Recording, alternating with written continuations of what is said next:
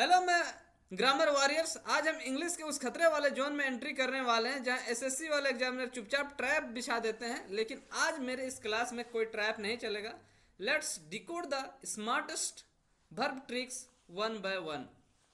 तो सबसे पहले बेसिक समझ लो कि सेंटेंस में असली काम कौन करता है। देखो, सब्जेक्ट, वर्ब और ऑब्जेक्ट, ये तीन चीजें होते हैं सेंटेंस में। कौन कौन? Subject plus verb plus object. ठीक है, तो सब्जेक्ट क्या है कि काम करवाता है। जैसे हम लोग घर का दादा दादी माँ बाप होते हैं ना, कि बेटा चाय लाओ, बेटा पानी लाओ, लाइक दैट। और वर्ब वो बच्चा है जो हमेशा दौड़ता रहता है, जो वर्ब काम करता है, और ऑब्जेक्ट जिस पर काम होता है। ठीक है, तो ये चीज अब समझ लिए।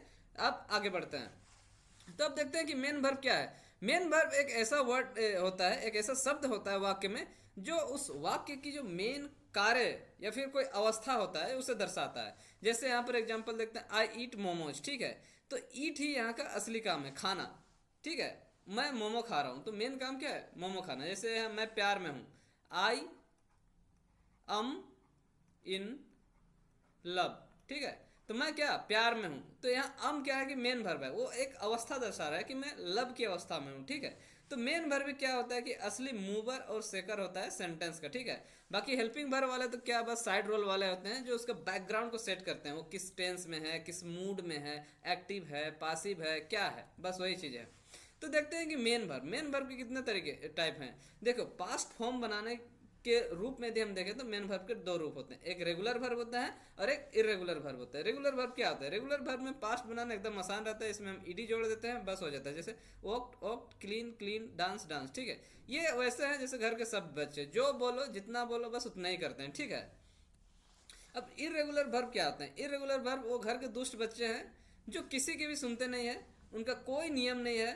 ठीक है, इसमें कोई no ED, no rules, direct केवल एटीट्यूड चलता है उनका। ठीक है, तो इनका पास्ट फॉर्म जब बनता है ना, ये बदल बदल कर हमें कंफ्यूज करते हैं। जैसे गो वेंट गोन हो गया, कम केम कम, ईट एट ईटन। ठीक है, तो these verb acts like Bollywood stars. ठीक है, रोज उनका नया लुक आता है, नया स्टाइल, हम कभी भाप ही नहीं पाते हैं कि क्या है इनका। तो ये तीन तरीके होते हैं, जैसे जिनका सभी फॉर्म सेम होता है, जैसे पुट पुट पुट, सब फॉर्म एक जैसे। अब देखिए, टू फॉर्म सेम रहता है, जैसे सीट सैट सैट। उसके बाद देखिए, all three forms are different, जैसे गो वेंट गोन, इनका सारा फॉर्म डिफरेंट रहता है। तो इन सभी को याद करना है, इन सबका लिस्ट मैं आपको दे दूंगा। देखो, एक ही चीज रखना है इसमें। कोई रेगुलर होता है जो फिक्स होता है, शांत एवं सुधरे बच्चे जो बोलो कर देते हैं, और इरेगुलर होते हैं, नालायक होते हैं लेकिन इंपॉर्टेंट होते हैं। ठीक है, वो बदलते रहते हैं। अब आते हैं कि हम लोग ऑक्सिलरी वर्ब या हेल्पिंग वर्ब में। ठीक है, तो इसका दो टाइप होता है, एक प्राइमरी ऑक्सिलरी वर्ब और एक सेकेंडरी ऑक्सिलरी वर्ब। तो प्राइमरी ऑक्सिलरी वर्ब में क्या होता है? बी होता है, डू होता है और हैव होता है। तो चलिए अब इस सबको हम एक्सप्लेन करके देखते हैं। ठीक है, तो देखियो, primary auxiliary verb primary verb क्यों होता है? ठीक है, प्राइमरी हम लोग इसलिए कहते हैं क्योंकि ये हेल्पिंग वर्ब के रूप में तो काम में आते हैं। ठीक है, लेकिन जब मेन वर्ब ना हो तो ये मेन वर्ब के रूप में भी काम में आते हैं। तो ये एज ए हेल्पिंग वर्ब भी यूज आते हैं और एज ए मेन वर्ब भी यूज में आते हैं, इसीलिए हम लोग इसे प्राइमरी हेल्पिंग वर्ब कहते हैं।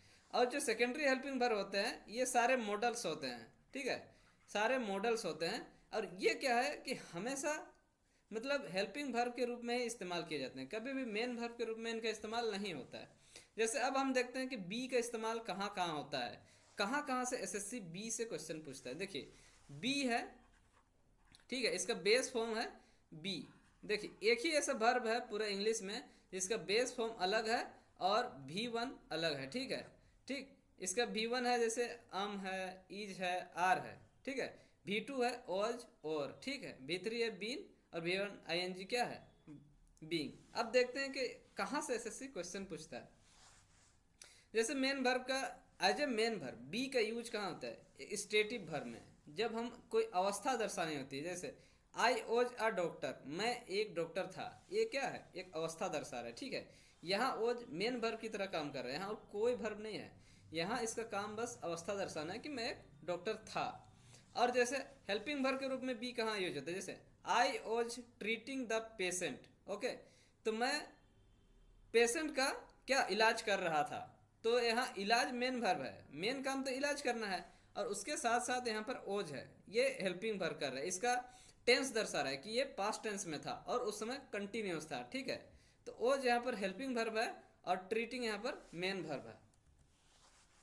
और ये सबसे इंपॉर्टेंट है, यहाँ से तो भर भर के क्वेश्चन आते हैं। इमेजिनरी या अनरियल सिचुएशन में बी का प्रयोग होता है। जैसे आई विश, इसका मतलब होता है काश, ठीक है। I wish I were the PM of India. देखो मैं भारत का प्रधानमंत्री नहीं हूँ, लेकिन मैं ऐसे कल्पना कर रहा हूँ कि काश मैं भारत का प्रधानमंत्री होता। तो देखिए यदि मैं यहाँ पर देखिए आई के साथ तो जनरली क्या लगता है, आई के साथ ओज लगता है, ठीक है। तो यदि ऐसा लिख देता आई ओज द पीएम ऑफ इंडिया, ठीक है, I was the PM of India, यदि मैं लिखता तो क्या होता कि मैं भारत का प्रधानमंत्री हूँ, ठीक है ना, इसका मीनिंग ऐसे निकलता है। लेकिन मैं तो कल्पना कर रहा हूँ कि काश मैं भारत का प्रधानमंत्री होता। तो जब भी देखो, जब भी इस सेंटेंस से वर्ड स्टार्ट हो, आई विश मतलब काश मैं भारत का पीएम होता, मतलब अनरियल है, इमेजिनेशन है, तो वहाँ वर का प्रयोग होता है या वी टू का प्रयोग होता है, ठीक है। यदि ये तो क्या है, एक इमेजिनरी सिचुएशन है, इसलिए बी का प्रयोग हो रहा है, ठीक है, अवस्था दर्शाने के लिए। लेकिन यदि मैं कोई काम करना चाहता तो वो काम के लिए, एक्शन के लिए कोई भी वी टू, मतलब जो भी काम करना चाहता हूँ, तो यहाँ वी टू का प्रयोग होता है, ठीक है। इसको हम देखेंगे आगे और डिटेल में। वुड दैट, इसका भी मतलब काश होता है। Would that he were in my shoes, मतलब काश वो मेरे पैरों में होता, ठीक है। वो मेरे पैर में नहीं है, ही के साथ क्या लगता है, ओज लगता है, ठीक है, लेकिन वर है क्योंकि वो मेरे पैरों में है नहीं। मैं चाहता हूँ कि काश वो मेरे पैरों में हो। तो ये चीज़ तो आपको गांठ बांध के याद करना ही पड़ेगा, ठीक है। वर वाले सब्जेक्ट के साथ आता है जब बात इमेजिनरी प्रेजेंट की हो, ठीक है। जब वो हम कल्पना कर रहे होते हैं कि काश में ऐसे होता, तो सभी सब्जेक्ट के साथ वर लगता है, चाहे उसका पर्सन कुछ भी हो, फर्स्ट पर्सन हो, सेकंड पर्सन हो, थर्ड पर्सन हो, आई हो, चाहे वी हो, चाहे यू हो, चाहे ही हो, चाहे दे हो, ठीक है, वो हमेशा वर ही प्रयोग होगा, जैसे, ठीक है। तो विश वाले सेंटेंस में वर कोई स्पेशल गेस्ट बनाते हैं। I wish I were the PM, हाँ भाई सपनों में सब अलाव है, लेकिन वो कभी तभी होगा जब या तो वी टू होगा या फिर वर होगा, ठीक। अब दूसरा प्रयोग देखिए कि नियर फ्यूचर में, नियर फ्यूचर का प्लान जो एक्शन होता है उसको हम इस तरीके से दर्शाते हैं, be plus to plus V one. जैसे आई एम क्या है, आई एम टू गो, ठीक है, I am to deliver, I am to deliver, I am to go, I am to deliver a speech, मतलब मैं I am to go for Delhi या to Delhi, ठीक है।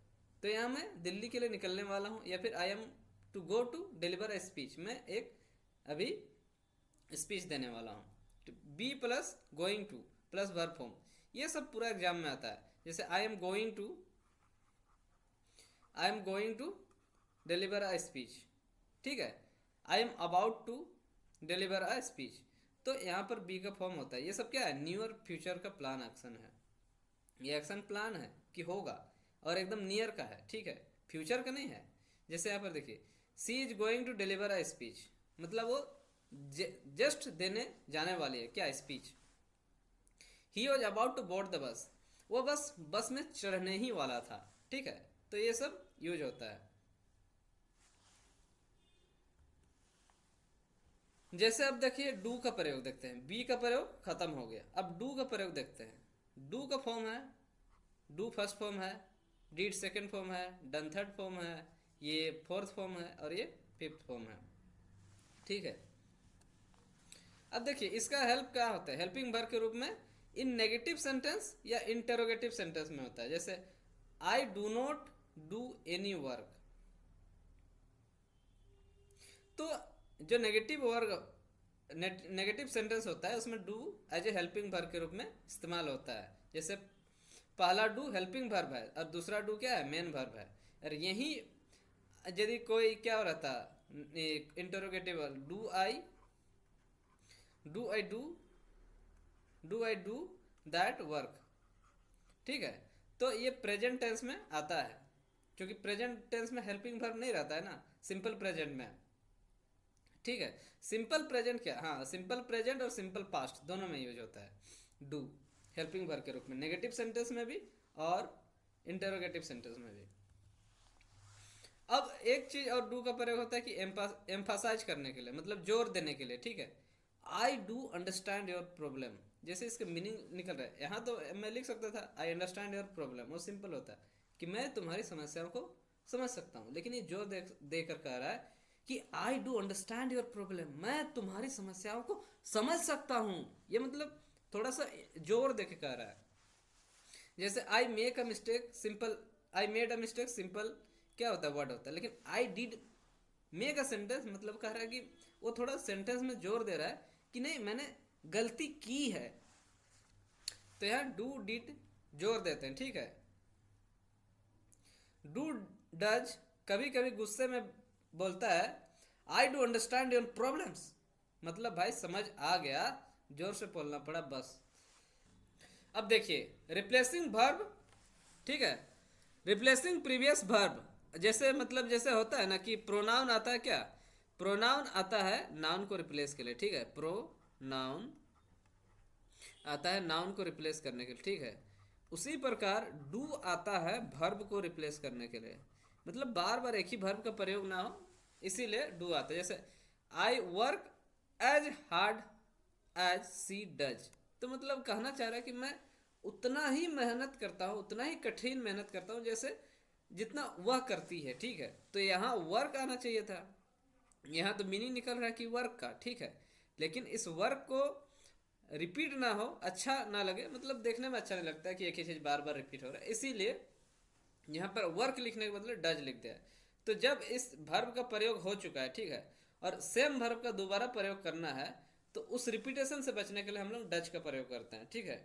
यहाँ डज वर्ब को रिपीट होने से बचाता है। जैसे आई लव यू, ठीक है, आपने किसी को कहा, तो जो सामने वाला रिस्पॉन्स करेगा वो क्या होगा, ग्रामर के तौर पे देखा जाए तो सो डू आई, ठीक है।